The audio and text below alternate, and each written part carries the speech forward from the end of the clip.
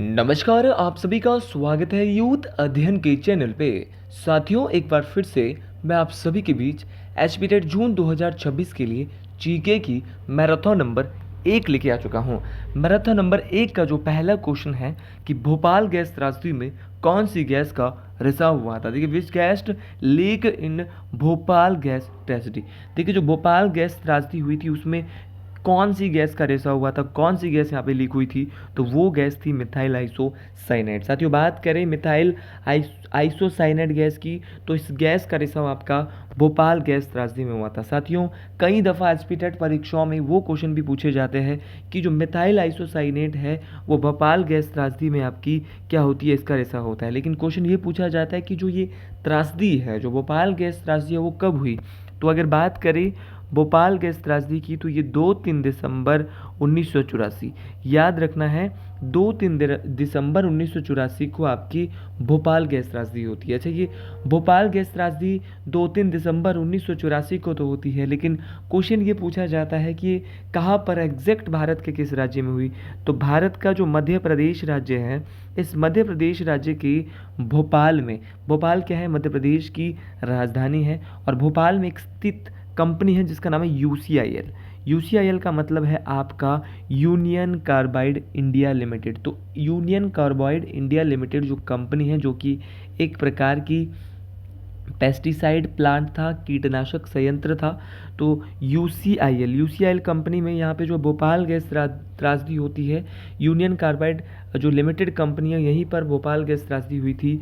ये बात आपको डिटेल से याद रखनी है। साथियों, ये सभी क्वेश्चन बहुत बहुत इंपॉर्टेंट है, ये क्वेश्चन परीक्षाओं में पूछे जाते हैं। देखिए, जो ये मिथाइल आइसोसाइनेट है, इसका प्रयोग मुख्य रूप से किसके लिए किया जाता है, क्वेश्चन ये भी आ सकता है। तो अगर बात करें मिथाइल आइसोसाइनाइड की, तो इसका प्रयोग मुख्य रूप से एक सेविन नाम का एक कीटनाशक होता है, तो उसके लिए किया जाता है। तो सेविन नाम का एक कीटनाशक होता है, उसके लिए जो है इसका प्रयोग किया जाता था। ये बात आपको डिटेल से याद रखना है। और जो ये मिथाइल आइसोसाइनाइड है, ये अत्यंत जो है वो जहरीली और प्रतिक्रियाशील गैस है। साथियों, अगर आप भी एचपीटेट जून 2026 के किसी भी स्ट्रीम की तैयारी कर रहे हैं, नॉन मेडिकल है, एचपीटेट है, जेबीटी आर्ट्स है, किसी भी स्ट्रीम की तैयारी कर रहे हैं, तो आप 78761 पर कांटेक्ट करके हमसे हैंड रिटन नोट्स ले सकते हैं।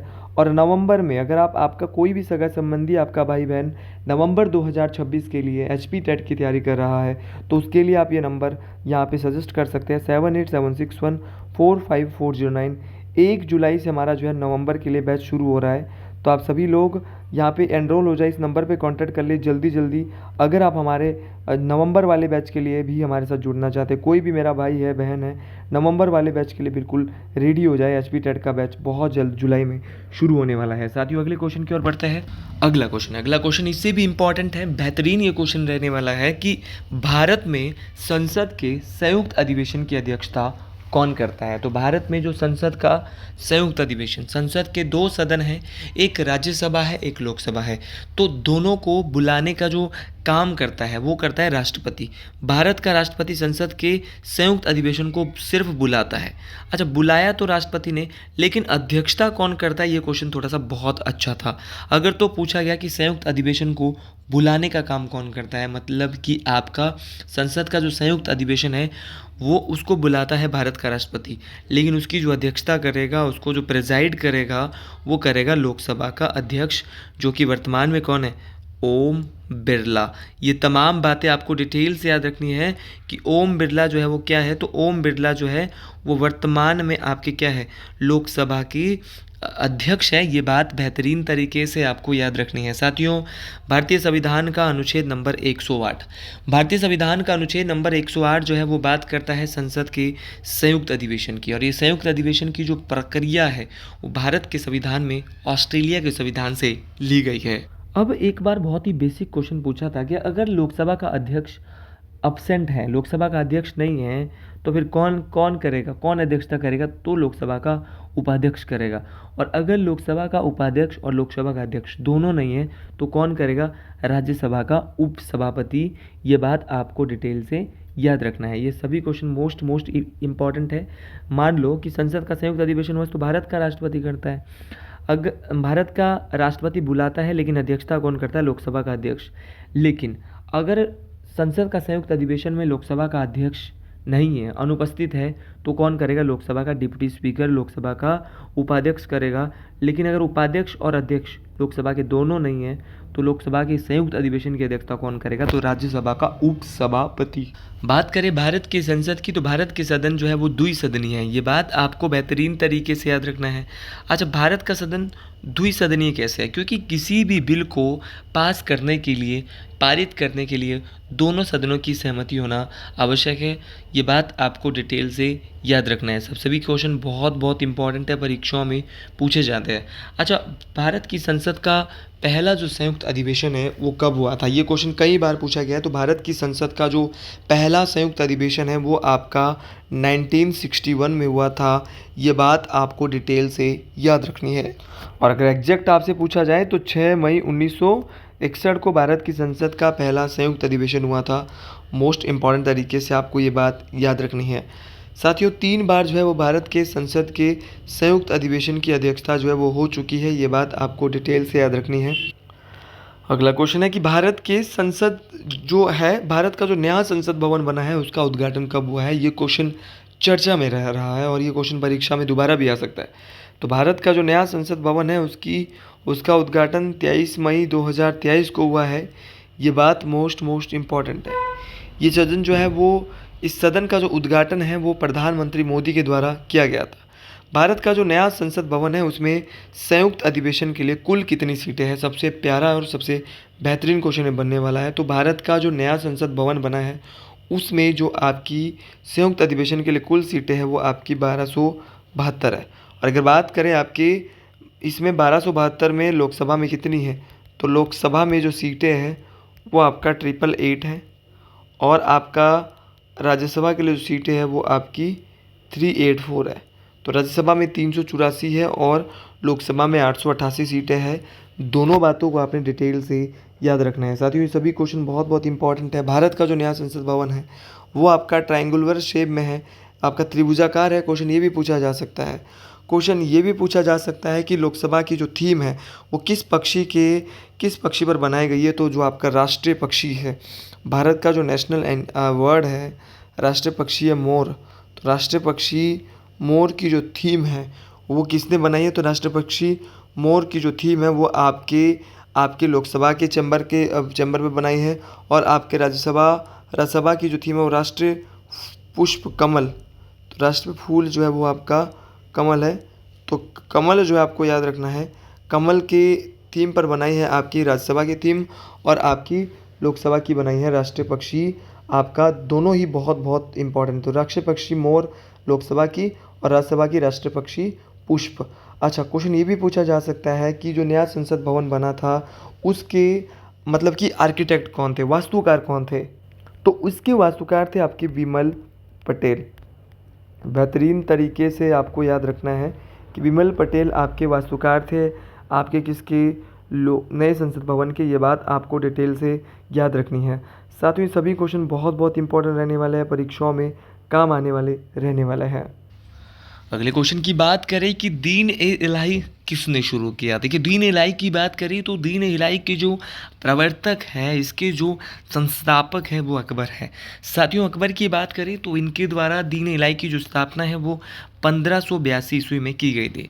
देखिए, दीन इलाही का उद्देश्य क्या था, मैं थोड़ा सा इसके बारे में आपको बता देता हूँ, क्योंकि आप जब आप टेट का पेपर जाओगे वहाँ पे बेसिक जानकारी भी आपसे कभी कभार पूछ ली जाती है। साथियों, दीन इलाही का मुख्य उद्देश्य है विभिन्न धर्मों का, चाहे इस्लाम धर्म हो चाहे हिंदू धर्म हो, लेकिन साथ में चाहे ईसाई हो चाहे जैन हो, उन सभी के मूल सिद्धांतों को मिलाकर एक ही मार्ग पर तैयार करना, ये मतलब था दीन इलाही का। और इसे एक धर्म की बजाय आध्यात्मिक विश्व दृष्टि या उसके लिए मतलब देखा जाता था। तो ये था दीन इलाही जो कि अकबर ने बनाया था। मतलब कि इसका जो अर्थ है ना, कई एक बार पूछा गया था टेट में कि दीन इलाही का मतलब क्या है? तो दीन इलाही का मतलब है आपका ईश्वर का धर्म। क्वेश्चन ये भी पूछा जाता है कि जो अकबर है उनका जन्म कब हुआ? तो अकबर का जो जन्म है वो हुआ था 15 अक्टूबर 1542 को।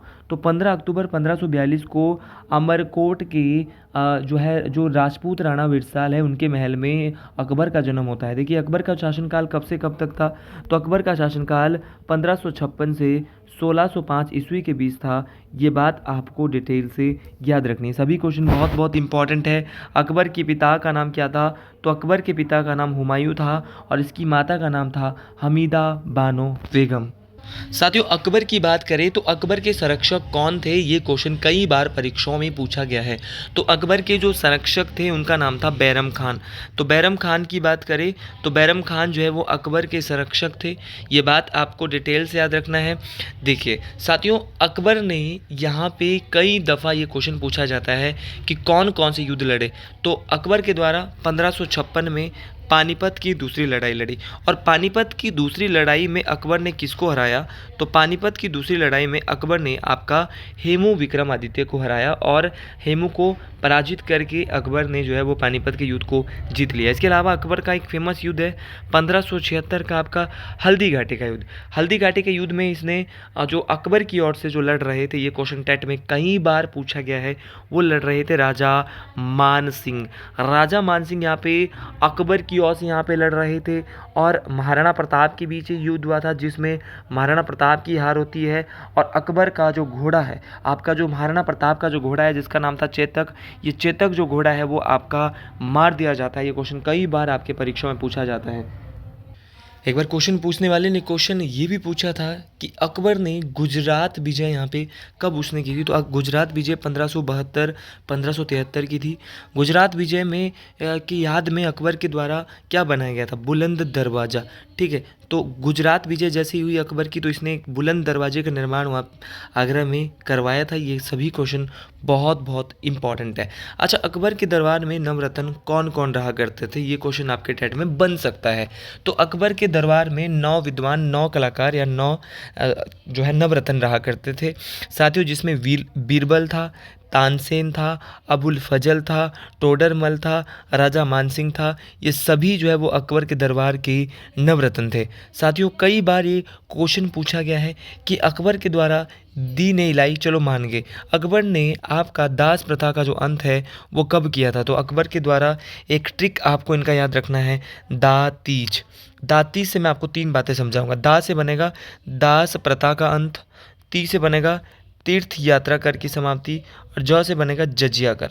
ठीक है, याद रखना है दास प्रथा का अंत 1562 में किया, तीर्थ यात्रा कर की समाप्ति 1563 में की और जजिया कर को समाप्त किया था 1564 में। तो ये दो सारी बातें आपको डिटेल से याद रखना है, मोस्ट इम्पॉर्टेंट है। और याद रखना है बहुत बहुत इम्पॉर्टेंट है इबादत खाना। देखिए इबादत खाना जो है वो फतेहपुर सीकरी में 1575 में बनवाया गया था। ये सभी क्वेश्चन बहुत बहुत इंपॉर्टेंट रहने वाले हैं, परीक्षाओं में बार बार पूछे जाते हैं। एक बार बहुत ही बेसिक क्वेश्चन पूछा था कि अकबरनामा, अकबर की जो है वो आत्मकथा है वो किसने लिखी, तो अकबरनामा, तो अकबरनामा के जो रचयिता है, अकबरनामा के रचयिता है अबुल फजल। ये बात बहुत बहुत इम्पॉर्टेंट है। तो अबुल फजल जो है वो अकबरनामा की रचयिता है। ये क्वेश्चन कई बार परीक्षाओं में पूछे जाते हैं। अच्छा फतेहपुर सीकरी का निर्माण किसने करवाया, तो फतेहपुर सीकरी का निर्माण जो है वो अकबर के द्वारा कराया गया था, एक सूफ़ी संत शेख सलीम चिश्ती। तो शेख सलीम चिश्ती के सम्मान में अकबर ने फतेहपुर सीकरी का निर्माण करवाए। ये बात बहुत बहुत इम्पॉर्टेंट है। देखिए अकबर के दरबार में संगीत का सबसे बड़ा जो है वो उस्ताद जो है वो कौन रहा करते थे, तो वो था आपका तानसेन। ये बात आपको डिटेल से याद रखनी है। चलिए जी अगले क्वेश्चन की ओर बढ़ते हैं यहाँ से सीधा। अगला क्वेश्चन है द मुरा breed is related in which animal. देखिए मुरा नस्ल किस जानवर से संबंधित है। बात करें मुरा नस्ल की तो मुरा जो है वो विश्व भर में भैंसों के लिए प्रसिद्ध व दुधारू नस्लों में से एक है। देखिए मुरा नस्ल आपकी भैंस की है, ये बात आपको डिटेल से याद रखनी है। साथियों जब भी मैं बात करता हूँ आपके मुरा की, तो मुरा नस्ल जो है वो मुख्य रूप से हरियाणा के रोहतक में, हिसार में, जिंद में और पंजाब के कई क्षेत्रों में मुरा नस्ल पाई जाती है। देखिए ये बहुत बहुत इम्पॉर्टेंट होती है, परीक्षाओं में पूछी जाती है। साथियों जो आपका भैंस है, भैंस का वैज्ञानिक नाम भी पूछा जा सकता है।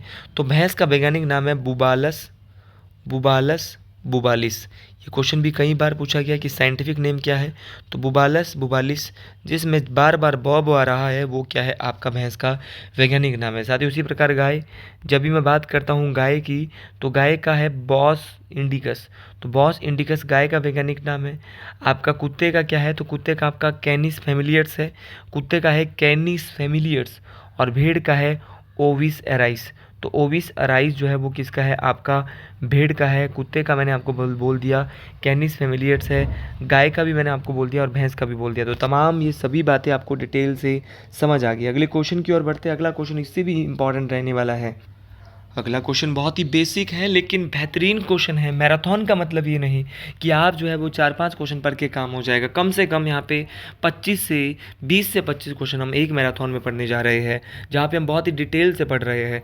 देखिए, बात करें 3 ओर से घिरे भूभाग को क्या कहा जाता है, तो 3 ओर से घिरे भूभाग को आपका पेनिनसुला प्रायद्वीप कहा जाता है। देखिए, भूगोल में जो है वो कहा जाता है भूभाग जो भूमि 3 तरफ से, ये भूमि है, इधर से भी घिरी है, इधर से भी घिरी, इधर से भी पानी से घिरी है, 3 तरफ से जल से घिरी होती है, उनको क्या बोलते हैं, उनको प्रायद्वीप बोलते हैं, उनको पेनिनसुला बोलते हैं। ये बात आपको डिटेल से बेहतरीन तरीके से याद रखनी है। साथियों, प्रायद्वीप की बात करें तो प्रायद्वीप यही होता है जो 3 ओर से आपका जो घिरा होता है उसको प्रायद्वीप बोलते हैं। ये बात बहुत बहुत इंपॉर्टेंट है। उसी प्रकार ऑप्शन में दिया है तट क्या होता है, तो जब भी बात करें कोस्ट की, तो ऐसा क्षेत्र जहाँ भूमि और समुद्र झील आपस में मिलते हैं। मान लो ये यहाँ पे तट है, ये समुद्र है, ये भूमि है, ठीक है। तो ऐसा स्थल जो आपका बिल्कुल सटीक कोने पे होगा, ठीक है, तो मतलब याद रखना है उस स्थल को क्या बोलते हैं, वह क्षेत्र जहाँ भूमि और समुद्र या झील आपस में मिलते हैं, वो भूमि का किनारा जो कि जल के संपर्क में होता है उसको तट बोला जाता है। अच्छा, स्थल डमरू मध्य क्या होता है, इस्थमस क्या होता है, तो भूमि का एक ऐसा संकरा हिस्सा होता है जो 2 बड़े भूमि के मतलब कि जैसे 2 महाद्वीप को जोड़ने का काम करता है, 2 तरफ से जल के निकायों से घिरा होता है। तो उसको जैसे उदाहरण के लिए पनारा जल डमरू मध्य, स्थल डमरू मध्य, तो पनामा जो स्थल डमरू मध्य है वो आपका कैसा है, तो वो भी आपका एक स्थल डमरू मध्य है। जो कि साथियों आपको याद रखना है कि जो 2 तरफ से भूमि का एक ऐसा हिस्सा जो 2 बड़े भूमि को जोड़ता है, मतलब कि 2 तरफ से जल से निकाय, मान लो ये भूमि को 2 तरफ से जोड़ने का, यहाँ भी भूमि है, यहाँ भूमि, लेकिन बीच में क्या आ रहा है, बीच में यहाँ पे पानी ही पानी है, तो उसको बोलते हैं आपका स्थल डमरू मध्य। द्वीप क्या होता है, द्वीप होता है आइलैंड। द्वीप को क्या बोलते हैं, आइलैंड। आइलैंड होता है कि वह भूभाग जो चारों तरफ से, ये भूमि है, ये आपकी भूमि है, तो इसके चारों तरफ ये पानी है, ठीक है, तो भूमि के चारों तरफ जहाँ पर पानी होता है तो उसे क्या बोलते हैं, तो उसे जो है वो प्रायद्वीप पेनिनसुला कहा जाता है। ये बात आपको डिटेल से याद रखनी है। अगला प्रश्न है कि भारत छोड़ो आंदोलन कब शुरू हुआ। देखिए, क्विट इंडिया मूवमेंट की बात करें तो ये शुरू हुआ था 8 अगस्त 1942 को। ऑप्शन नंबर सी यहाँ पे बिल्कुल सही हो जाएगा। देखिए, भारत छोड़ो आंदोलन की बात करें तो इसको अगस्त क्रांति के नाम से जाना जाता है। ये क्वेश्चन बहुत बहुत इंपॉर्टेंट है कि भारत छोड़ो आंदोलन को किस नाम से, तो इसको अगस्त क्रांति के नाम से जाना जाता है। साथियों, भारत छोड़ो आंदोलन जो है वो मुंबई से शुरू हुआ था और ये भारतीय राष्ट्रीय कांग्रेस ने शुरू किया था। देखिए, इसको जो शुरुआत की थी वो महात्मा गांधी ने की थी और महात्मा गांधी के द्वारा करो या मरो, डू एंड डाई का जो नारा दिया गया था वो भी 1942 में क्विट इंडिया मूवमेंट के दौरान दिया गया था। साथियों, ये क्वेश्चन बहुत बहुत इम्पॉर्टेंट था, परीक्षाओं में पूछा गया था। उसी प्रकार भारत में क्रिप्स मिशन कब आया था, तो क्रिप्स मिशन 1942 में आया था। और जब भी मैं क्रिप्स मिशन की बात करता हूँ तो जो भारत में क्रिप्स मिशन आया था वो किसके नेतृत्व में आया था, किसके लीडरशिप में आया था, तो सर स्टैफोर्ड क्रिप्स। ठीक है, आपको एक बेहतरीन तरीके से एक बात याद रखनी है, सर स्टैफोर्ड क्रिप्स, ये बात बहुत इम्पॉर्टेंट है।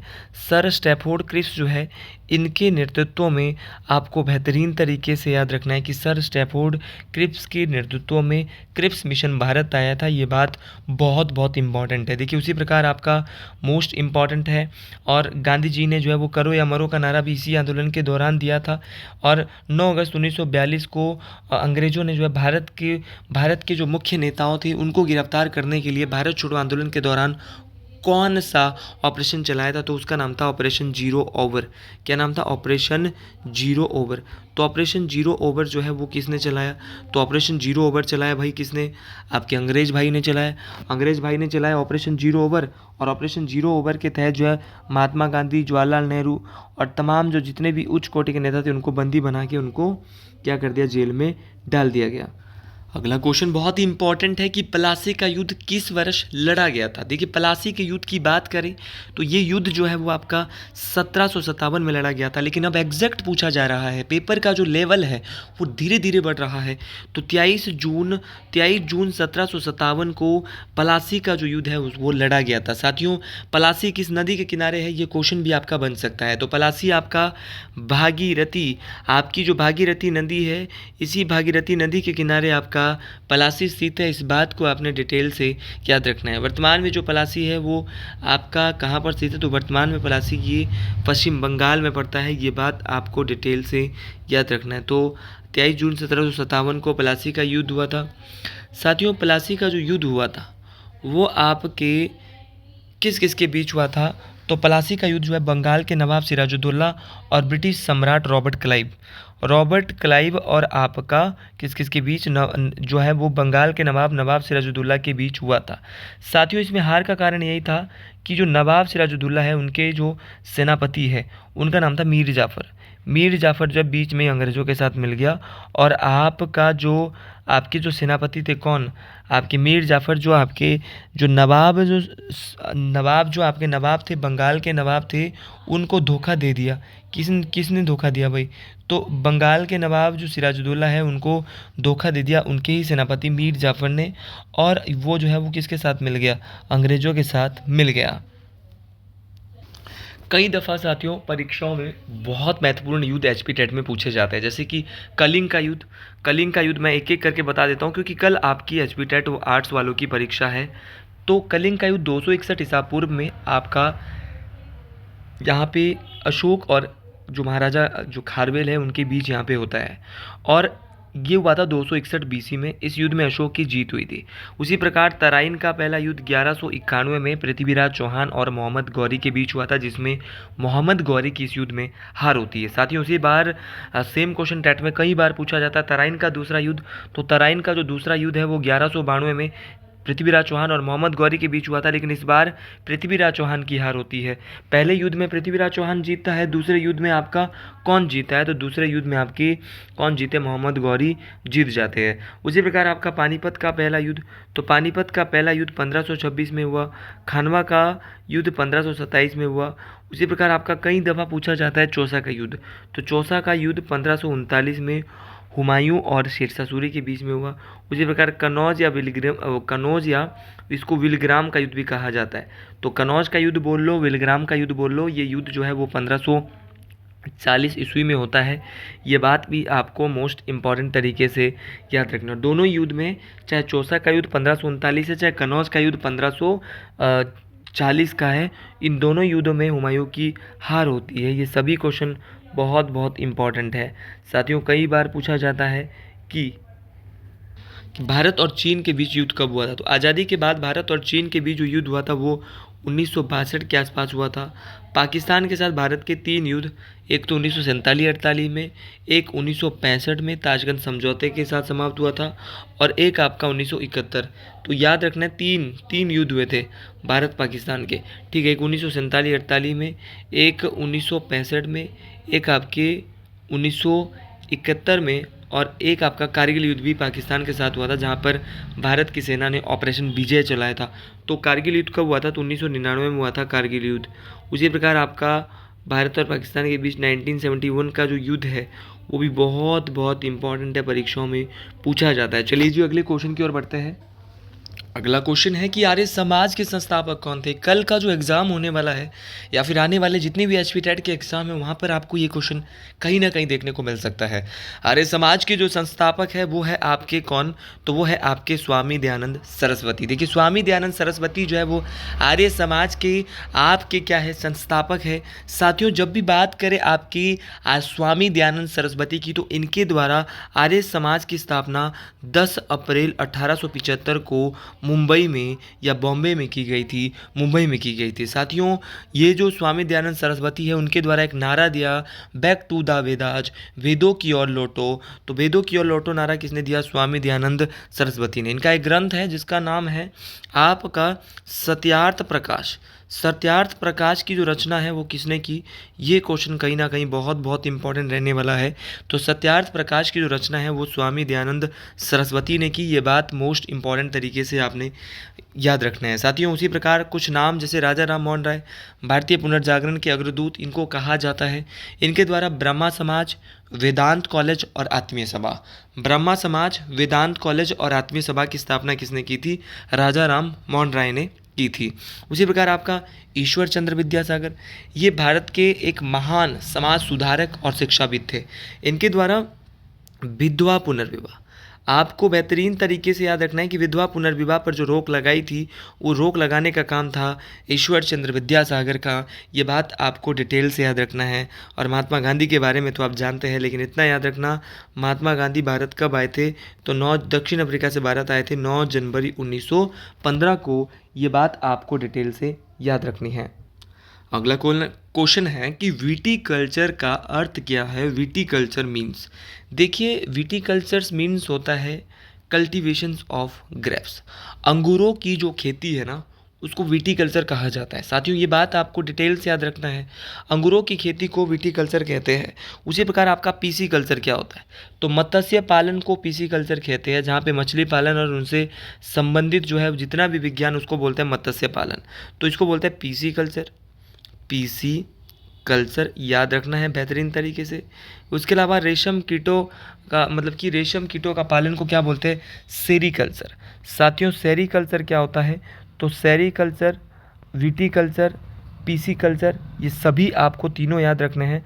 और फल फूल व सब्जियों की जो खेती है उसको बोलते हैं हॉर्टिकल्चर। क्या बोलते हैं? आपका हार्टिकल्चर।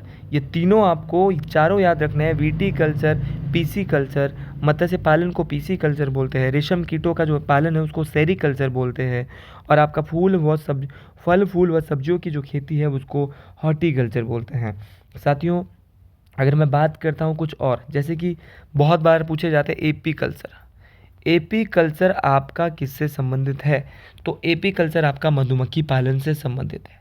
एपी कल्चर के अलावा आपका वर्मी कल्चर, वर्मी कल्चर किससे संबंधित है? ये क्वेश्चन भी टेट में आ चुका है। तो वर्मी कल्चर आपका केचुआ उत्पादन से संबंधित है या केचुआ पालन से संबंधित है।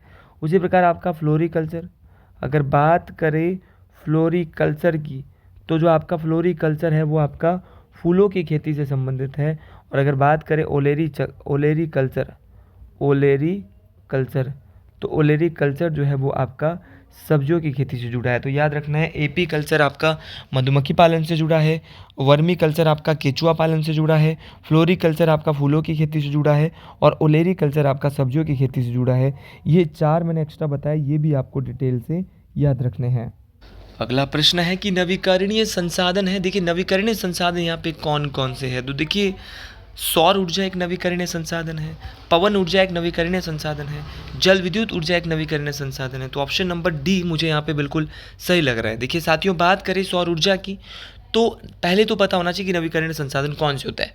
तो नवीकरणीय संसाधन वे प्राकृतिक संसाधन होते हैं जो उपयोग करने के बाद भी समाप्त नहीं होते साथियों, क्योंकि जो प्रकृति में निरंतर पुनः जीवित होते रहते हैं उन्हें अक्षय संसाधन या आपका नवीकरणीय संसाधन कहा जाता है। साथियों, सौर ऊर्जा अब सूर्य से प्राप्त होने वाली ऊर्जा है, जब तक सूर्य मौजूद है तब तक हमें ऊर्जा मिलती रहेगी, तो ये कभी समाप्त होने वाला स्रोत नहीं है। पवन ऊर्जा भी वैसे ही है, क्योंकि हवा की जो गतिज ऊर्जा का उपयोग है वो जो है वो बिजली बनाने में भी किया जाता है, इसलिए हवा प्रकृति में लगातार चलती रहती है, इसीलिए ये भी एक क्या है, आपकी पवन ऊर्जा भी आपकी एक नवीकरणीय स्रोत है।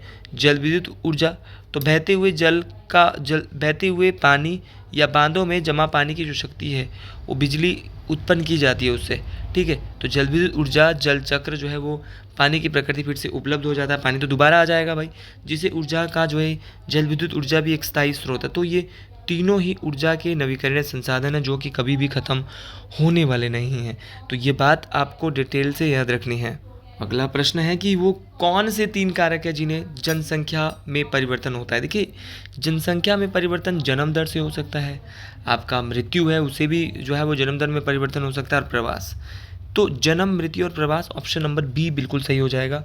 कैसे? देखिए, पॉपुलेशन चेंज के मुख्य 3 कारक उत्तरदायी होते हैं। एक तो बर्थ रेट होती है। मान लो कि जीवित जो है वो 1000 व्यक्तियों पर जो जीवित लेने वाले जो बच्चों की संख्या है वो क्या हो रही है, मतलब कि यदि जन्म दर मृत्यु दर से अधिक होती है तो उसमें जो क्या हो जाए, जनसंख्या में वृद्धि होगी। मतलब कि मृत्यु दर से अधिक है जन्म दर, मतलब कि पैदा ज़्यादा हो रहे हैं और मर कम रहे हैं, तो भी आपकी जनसंख्या में परिवर्तन हो सकता है। मृत्यु दर, यदि मृत्यु दर जन्म दर से अधिक होगी, मान लो कि मर ज़्यादा रहे हैं और आपकी जनसंख्या में उससे कमी आएगी, ये बात आपको डिटेल से याद रखना, और पैदा कम हो रहा है। उसी प्रकार आपका प्रवास, प्रवास का अर्थ है लोगों का एक संतान से दूसरे संतान तक जाना, प्रवास कहलाता है। प्रवास के मुख्य 2 प्रकार होते हैं, एक होता है अप्रवास, एक होता है उपप्रवास। अप्रवास होता है जब लोग किसी नए देश या नए क्षेत्र में रहने आते हैं, तो उसको बोलते हैं आपका अप्रवास, इमिग्रेशन। और अगर बोलेंगे उपवास, आपका इमिग्रेशन, तो इमिग्रेशन होता है उत्प्रवास। उत्प्रवास को बोलते हैं जब लोग अपना देश या क्षेत्र छोड़कर कहीं भी चले जाते हैं तो जनसंख्या घटती है। ये बात आपको डिटेल से याद रखना है। चलिए आगे बढ़ते हैं। अगला क्वेश्चन है कि बॉम्बे स्टॉक एक्सचेंज की स्थापना कब हुई। अगर बात करें बॉम्बे स्टॉक एक्सचेंज की, तो इसकी जो स्थापना हुई थी वो आपके 9 जुलाई 1875 को हुई थी। साथियों, ये बात तो बिल्कुल सही है, ऑप्शन नंबर डी यहाँ पे बिल्कुल सही हो जाएगा। लेकिन क्वेश्चन ये भी पूछा जाता है कि जो इसकी स्थापना जो है वो आपका किसके द्वारा की गई, इसके संस्थापक कौन है। तो इसके जो संस्थापक थे तो वो थे आपके कौन कौन, तो आपके इसके संस्थापक थे प्रेमचंद रायचंद और अन्य जो 4 व्यापारी थे, उनके द्वारा बॉम्बे स्टॉक एक्सचेंज की स्थापना दी गई थी। इसका जो शुरुआत में नाम था वो था the native share stock broker association, और ये एशिया का सबसे पहला और सबसे पुराना स्टॉक एक्सचेंज है। ये बात आपको डिटेल से याद रखना है। तो साथियों, कई बार पूछा जाता है कि सेबी का पूरा नाम क्या है। वैसे सेबी के बारे में भी एक क्वेश्चन टेट में आ जाता है। तो सेबी का पूरा नाम है securities and exchange board of India. देखिए, सेबी की बात करें तो सेबी की जो स्थापना है वो 1988 में हुई है। ये बात आपको डिटेल से याद रखना है। ये बात बहुत बहुत इंपॉर्टेंट है, परीक्षाओं में पूछी जाती है। उसी प्रकार एक बार बहुत ही बेसिक क्वेश्चन पूछा गया था कि आपका एनएससी का पूरा नाम क्या है। तो एनएससी का पूरा नाम है national stock exchange. National stock exchange की स्थापना कब हुई, तो 1992। कल के पेपर में ये क्वेश्चन पूछा जा सकता है कि भारत का सबसे बड़ा स्टॉक एक्सचेंज कौन सा है, तो वो है आपका एनएससी। ठीक है, इसका मुख्य सूचकांक यहाँ पे निफ्टी है। ये बात आपको डिटेल से याद रखनी है। अगला क्वेश्चन बहुत ही इंपॉर्टेंट रहने वाला है कि आपका हर्षवर्धन की राजधानी का जो नाम था वो आपका कनौज था। ये क्वेश्चन मैंने कल भी किसी सीरीज़ में आपको पढ़ाया था। साथियों, क्वेश्चन ये भी पूछा जाता है कि हर्षवर्धन की राजधानी का नाम तो कनौज है, लेकिन आप एक बात बताइए, क्वेश्चन जो पूछा जाता है वो बहुत बहुत इंपॉर्टेंट पूछा जाता है कि हर्षवर्धन जो है वो किस वंश के सम्राट थे। तो ये पुष्यभूति वंश या वर्धन वंश, ये कल भी मैं बोल चुका हूँ, उसका अंतिम शासक था, अंतिम प्रमुख शासक था। हर्षवर्धन जो है वो बहुत बहुत महत्वपूर्ण राजा था। इन्होंने ठानेश्वर, एक इनकी राजधानी जो हरियाणा में होती थी, ठानेश्वर ये हरियाणा में पड़ता था, वहाँ से अपनी राजधानी बदल के उत्तर प्रदेश के कन्नौज में स्थानांतरित कर दी। साथियों, हर्षवर्धन की बात करें तो हर्षवर्धन के जो दरबारी कवि हैं उनका नाम था बाणभट्ट। कल ही मैंने क्वेश्चन पढ़ाया था और उनके बारे में ये भी बोला था कि बाणभट्ट के द्वारा एक किताब लिखी गई थी, हर्षवर्धन की जीवनी लिखी गई थी, जिसका नाम था हर्षचरित। तो टेट में ये क्वेश्चन आ सकता है कि बाणभट्ट किसके रचयिता है, तो हर्षचरित के रचयिता है बाणभट्ट। ये बात भी आपको डिटेल से याद रखनी है। अगला क्वेश्चन है कि सांची के स्तूप का जो निर्माण है वो किसके द्वारा किया गया था। तो सांची के स्तूप का जो निर्माण है वो अशोक के द्वारा किया गया था। ये बात आपको डिटेल से याद रखनी है। साथियों, सांची के स्तूप का निर्माण तो अशोक साहब ने करवाया था, लेकिन क्वेश्चन ये पूछा जाता है कि सांची का स्तूप कहाँ पर है। तो सांची का जो स्तूप है वो आपका मध्य प्रदेश में स्थित है। अच्छा, सांची का स्तूप मध्य प्रदेश में है, चलो ये बात तो हम समझ गए कि सांची का स्तूप आपका मध्य प्रदेश में है। लेकिन क्वेश्चन ये पूछा जाता है किस शताब्दी में अशोक ने इसको बनाया था। तो 3री शताब्दी ईसा पूर्व। भाई 3rd सेंचुरी में आपका अशोक ने सांची के जो स्तूप है उसका निर्माण करवाया था। साथियों, आपको पता होना चाहिए कि अशोक जो है, अशोक के जो अभिलेख है वहाँ पर भी इसकी बात की गई है, और सारनाथ का जो अशोक स्तंभ है वो सबसे बेहतरीन उदाहरण इसके शिलालेख या उसके अभिलेख का माना जाता है। ये बात आपको डिटेल से याद रखनी है। साथियों, बात करें आपके, एक बार क्वेश्चन ये भी पूछा जाता है कि जो अशोक के जो अभिलेख है उसमें इसने अपना नाम क्या लिखा, तो स्वयं को ये अभिलेखों में कहता था देव नाम प्रियदर्शी। तो देव नाम प्रियदर्शी इन्होंने अपना, अच्छा, कलिंग युद्ध का वर्णन अशोक के किस अभिलेख या किस शिलालेख में किया गया है, तो अशोक का जो आपका 13वां शिलालेख था उसी में कलिंग युद्ध की बात की गई है, कलिंग युद्ध का वर्णन किया गया है। ये बात आपको डिटेल से याद रखनी है। सभी बातें बहुत बहुत इंपॉर्टेंट है, परीक्षा में पूछे जाते हैं, ये सभी क्वेश्चन बहुत बहुत इंपॉर्टेंट रहेंगे। अगले क्वेश्चन की ओर बढ़ते हैं। अगला क्वेश्चन है कि धमवारी सुंडा जल विद्युत परियोजना किस धारा पर है। देखिए, धमवारी सुंडा जल विद्युत परियोजना जो है आपकी पब्बर नदी पर है, ये बात आपको डिटेल से याद रखनी है। साथ ही उसी प्रकार आपका नाथपा झाकड़ी, नाथपा झाकड़ी जो जल विद्युत परियोजना है वो कहाँ पर है, तो नाथपा झाकड़ी आपकी किन्नौर में है, याद रखना है। नाथपा झाकड़ी आपका किन्नौर में है, 1500 मेगावाट के आसपास सतलुज नदी पर निर्मित है। उसी प्रकार भाखड़ा बांध ये बिलासपुर में है, ये भी सतलुज नदी पर निर्मित है। करछम बांगटू, करछम बांगटू आपका किन्नौर में है, सतलुज नदी पर है, ये आपके 1000 मेगावाट की है करछम बांगटू। कोलडैम परियोजना किस नदी पर है, तो कोलडैम परियोजना भी सतलुज नदी पर है। मंडी और बिलासपुर, बिलासपुर में ज़्यादातर ये आती है।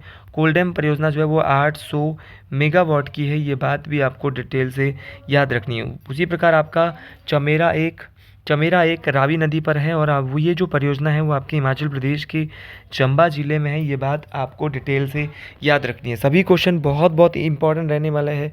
उसी प्रकार आपका हिमाचल प्रदेश की सबसे बड़ी जल विद्युत परियोजना है पार्वती जल विद्युत परियोजना। अगर मैं बात करता हूँ पार्वती जल विद्युत परियोजना की, तो ये कितने मेगावाट की है, तो पार्वती जल विद्युत परियोजना कुल्लू के मनाली में 2051 मेगावाट की है, ये व्यास नदी पर निर्मित है, ये बात बहुत बहुत इम्पॉर्टेंट है। उसी प्रकार आपका कई बार ये क्वेश्चन पूछा जाता है कि हिमाचल में जो संजय जल विद्युत परियोजना है उसको अन्य किस नाम से जाना जाता है, तो संजय जल विद्युत परियोजना को भाभा परियोजना के नाम से जाना जाता है, ये भी किन्नौर में है। और संजय जल विद्युत परियोजना जो है वो आपकी 120 मेगावाट की है, ये बात आपको डिटेल से याद रखनी है। उसी प्रकार हिमाचल प्रदेश की सबसे पुरानी जल विद्युत परियोजना जो है वो है शानन जल विद्युत परियोजना। तो शानन जल विद्युत परियोजना आपके कहाँ पर है, मंडी में है, हिमाचल की सबसे पुरानी जल विद्युत परियोजना है। और अभी भी ये चर्चा में है क्योंकि ये जो अभी भी पंजाब सरकार के नियंत्रण में है, मंडी के जोगिंद्रनगर में, लेकिन ये अभी भी पंजाब सरकार के नियंत्रण में है, ये शानन जो जल विद्युत परियोजना है। और ये हिमाचल की सबसे पुरानी है, 110 मेगावाट की है, ऊहल नदी पर, बहुत बहुत इम्पॉर्टेंट है। उसी प्रकार आपका कई बार पूछा गया लारजी आपका ब्यास नदी पर है, कुल्लू में है, 126 मेगावाट की है, ये बात आपको मोस्ट इम्पॉर्टेंट तरीके से, ये बात आपको डिटेल से याद रखनी है। गिरी परियोजना हिमाचल प्रदेश की सबसे पुरानी, हिमाचल प्रदेश सरकार की सबसे पुरानी परियोजना है गिरी परियोजना। और गिरी परियोजना जो आपके कहाँ पर है, आपके सिरमौर ज़िले में है। और याद रखना गिरी परियोजना आपकी मात्र 60 मेगावाट की है। और आज ठीक शाम 5 बजे लक्ष्य सीरीज़ लाइव होने वाली है, तो 5 से 7 आज मिलेंगे। हर हर महादेव तमाम साथियों को कमेंट बॉक्स में आप तमाम साथी हर हर महादेव लिख दे। आज की लक्ष्य सीरीज़ बहुत बड़ी होने वाली है, बहुत इंपॉर्टेंट होने वाली है, तो सभी साथी अपना प्यार बढ़ाएं हमारे चैनल की ओर, क्योंकि मैराथॉन्स का मतलब ये नहीं है कि मैराथॉन्स आ रही है, इन मैराथॉन को पढ़ना, इनको एनालाइज करना, ये मतलब होता है मैराथन का। अगला क्वेश्चन थोड़ा इंपॉर्टेंट जरूर है, हिंडनबर्ग रेखा किन दो देशों के मध्य है। तो हिंडनबर्ग रेखा जो है वो आपकी जर्मनी और पोलैंड के बीच में है। देखिए क्या है हिंडनबर्ग रेखा, तो प्रथम विश्व युद्ध के दौरान जो जर्मनी के द्वारा बनाई गई एक रक्षात्मक जो डिफेंसिव जो लाइन थी, रक्षात्मक जो पंक्ति थी, उसको हिंडनबर्ग रेखा कहते हैं। ये जर्मनी और पोलैंड के बीच है, जो कि 1914 से 1918 के बीच ये सीमा रेखा खींची गई थी। प्रथम विश्व युद्ध कब हुआ था, 1914 से 1918, उसी टाइम इस रेखा को भी खींचा गया था। ये बात बहुत बहुत इंपॉर्टेंट है। भारत और चीन के बीच कौन सी रेखा है, सबको पता है, भारत और चीन के बीच आपके मैकमोहन रेखा, ये बात आपको डिटेल से याद रखनी है। कई दफ़ा सीधा क्वेश्चन पूछा डूरंड रेखा किन के बीच है, तो पाकिस्तान और अफगानिस्तान के बीच डूरंड रेखा है। आपका एक बार क्वेश्चन पूछा है 49, ये मैंने यूट्यूब पे भी अपनी सीरीज़ में बोला है, 49वीं समांतर रेखा किन दो देशों के मध्य है, तो अमेरिका और कनाडा के मध्य 49वीं समांतर रेखा है। उसी प्रकार आपका 38वीं समांतर रेखा कहाँ पर है, तो 38वीं जो समांतर रेखा है वो आपके उत्तर कोरिया और दक्षिण कोरिया के बीच है। ये क्वेश्चन भी कहीं ना कहीं बहुत बहुत इम्पोर्टेंट रहने वाला है। तो तमाम क्वेश्चन बहुत बहुत इम्पोर्टेंट है, परीक्षाओं में आपको समझ भी आ रहे होंगे। और साथियों, एक लाइन है LAC, वास्तविक नियंत्रण रेखा, ये भारत और चीन के बीच सैनिक प्रभावित जो नियंत्रित क्षेत्र है वहाँ पर है। एक है LAC, एक है LOC। LOC तो आपके एक ऐसी रेखा है जो कि भारत और पाकिस्तान के बीच है, और LAC जो है वो क्या, भारत और चीन के बीच है। ठीक है, तो LOC भारत और पाकिस्तान के बीच और LAC भारत और चीन के बीच। दोनों बातें आपको डिटेल से याद रखना है, परीक्षाओं में पूछी जाती है। उसी प्रकार आपका एक बार क्वेश्चन पूछा गया था कि ओडरनीस रेखा कहाँ पर है, तो ओडरनीस रेखा की जब भी बात करें तो ये आपकी कहाँ पर है, तो ये भी जर्मनी और पोलैंड के बीच आधुनिक सीमा को परिभाषित करती है। तो तमाम सभी साथियों को राधे राधे। वीडियो अच्छी लगी है कमेंट बॉक्स में ज़रूर लिखिए। Thank you so much. हर हर महादेव। और साथ में जय श्रीगुल महाराज भी आप कमेंट बॉक्स में लिख सकते हैं, तमाम साथी जितने मेरे भाई बहन हैं। तो और अगर आप हमसे हैंड नोट्स परचेज़ करना चाहता है कोई भी भाई और नवंबर के लिए जुड़ना चाहता है तो 7876145409 पे कांटेक्ट कर सकता है।